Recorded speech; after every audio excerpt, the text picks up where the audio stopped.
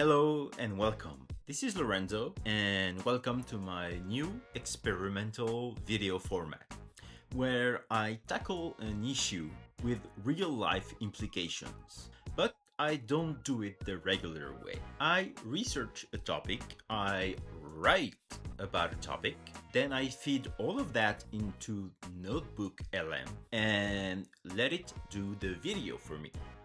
So, what you get essentially are my thoughts, better put, and with the graphics of Notebook LM.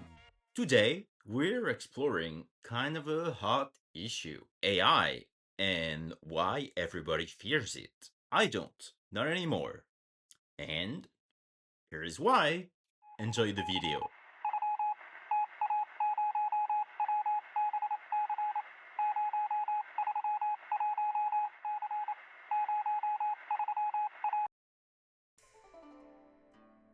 I gotta admit, for a while there, I was worried. I mean, really worried. Every single time I used an AI to summarize a long article or draft a tricky email, this little voice in my head would whisper, "You're getting lazy. Your brain is turning to mush." It's a feeling I think a lot of us are dealing with right now. But then I started digging, and what I found completely changed how I see not just AI, but our entire relationship with technology.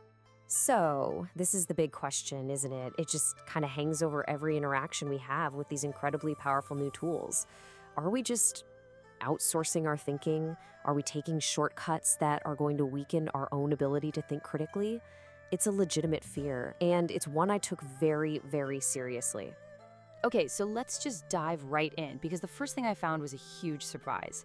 This fear we're all feeling about AI, it is not new, not by a long shot. In fact, it is one of the oldest, most repeated anxieties in all of human history. Way back around 370 BCE, the great philosopher Socrates was genuinely worried that the brand new technology of writing would destroy our memory. Then, in the 1450s, the printing press sparked a full-blown panic about information overload. Fast forward to the 1970s, and everyone was convinced that pocket calculators would mean kids would never learn basic math. And here we are today with AI in the hot seat. It's the exact same fear, just wearing a different technological costume. So, this is our first big idea, a very old fear. We're going to break down this historical pattern and try to understand why every single new, world-changing tool is met with this same mix of excitement and, well, dread. I love this quote because it so perfectly captures our modern anxiety, but it's from over 2,000 years ago. Socrates, who, by the way, famously never wrote anything down himself, was convinced that relying on these external symbols, writing, would make our internal minds weak. He thought true knowledge could only exist inside our own memories and through conversation. Does that sound familiar? I mean, seriously, swap out writing for AI, and that quote could have been a tweet from last week. This timeless anxiety really just boils down to these two ideas: augmentation versus atrophy. On the one hand, tools can augment our abilities, right? They extend our reach, they make us way more capable than we could ever be on our own. But on the other hand, there's the fear of atrophy, that by depending on these tools, the skills we once had are just going to wither away. This is the fundamental tension, the push and pull we've navigated with every invention, from the printing press all the way to the pocket calculator. But what if that whole debate is built on a totally flawed idea? What if the line we try to draw between us and our tools doesn't even exist? That brings us to a really radical concept. Human plus tool equals human. This is our symbiotic story. So here's the crucial point. Maybe we should relabel our own species. We aren't just Homo sapiens, wise human. We are Homo technologicus, the technological human. Our very evolution, our survival, our identity, it's all completely inseparable from the tools we make and use. Tools aren't just an accessory to being human. They're at the very core of it. Just think about it for a second. That very first ancestor who chipped one stone with another wasn't just making a tool, they were making us. That single act kicked off this incredible process of coevolution. Our tools shaped our hands, our brains, our societies, and in turn, we created even more advanced tools. It's a completely unbroken line that stretches from the Stone Age directly to the age of AI. This whole idea is captured perfectly by a philosophical concept called the extended mind thesis. Now, check out this example of Otto. Otto has Alzheimer's, and he uses a notebook to remember appointments and addresses. The thesis argues that Otto's notebook isn't just a tool, it's functionally a part of his mind. It's doing the exact same job as biological memory. And really, when you use your phone to navigate somewhere or remember a birthday, that phone is becoming a literal extension of your own cognitive process. Our minds don't just stop at our skin. And this isn't just some abstract philosophical idea. It is literally written into our biology. Our bodies evolved with our tools. Think about the bacteria in your gut. They are essential partners in your digestion. You're not just you, you're a whole system. Your brain actually has regions that no other primate has, dedicated specifically to understanding how to use tools. Even our thumbs, our jaws, our long childhoods, these are all adaptations that came about in a world defined by technology. We are literally built for this. Okay, so we're fundamentally technological beings. Got it. But that doesn't mean my initial fear that my brain was turning to mush was completely wrong, because it's not. And this brings us to a really crucial chapter, the cognitive trade-off. Because every new tool we adopt asks us to exchange one skill for another. Let's look at a super clear example, the GPS effect. One study tracked people for 3 years and found that folks who habitually use GPS showed reduced activity in their hippocampus. That's the part of the brain that handles spatial memory. So by offloading navigation to a device, our internal map-making skill actually starts to atrophy. It's a direct, measurable trade-off. We gain convenience, sure, but we lose a specific cognitive function. And you see this pattern everywhere. Writing gave us these incredible analytical abilities, but probably weakened our capacity for memorizing epic poems. Calculators make us super fast at solving problems, but can make us worse at catching simple mistakes. And search engines, they give us instant access to almost everything, but in exchange, our brains now prioritize remembering where to find the information, not the information itself. So the fear of losing something, yeah, that's real. Every tool reshapes our minds.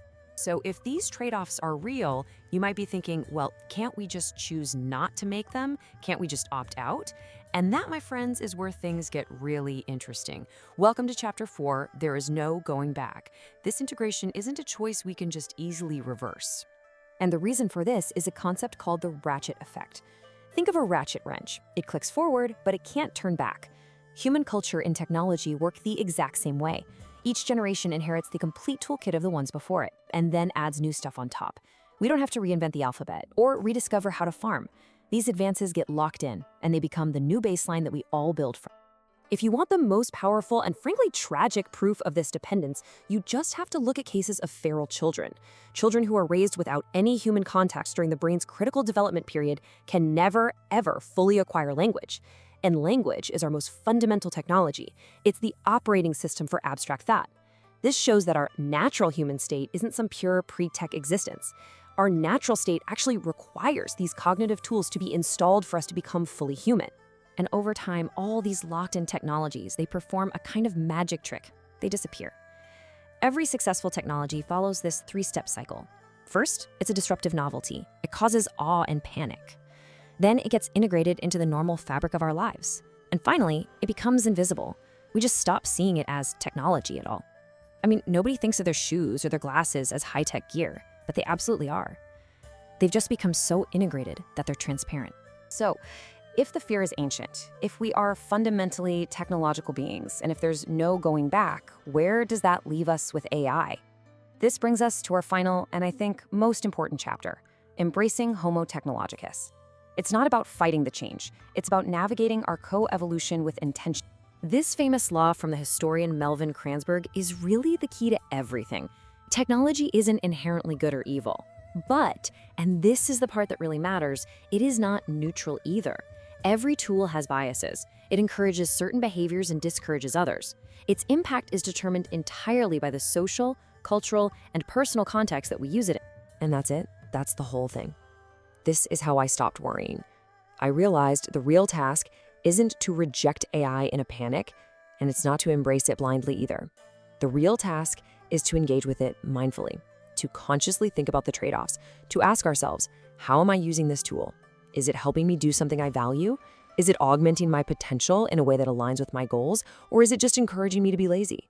The power is in that conscious deliberation. This is our place in the story. We are not at the end of human history, threatened by some machine that's going to replace us. No, we're simply at the next step of a journey we have been on for millions of years.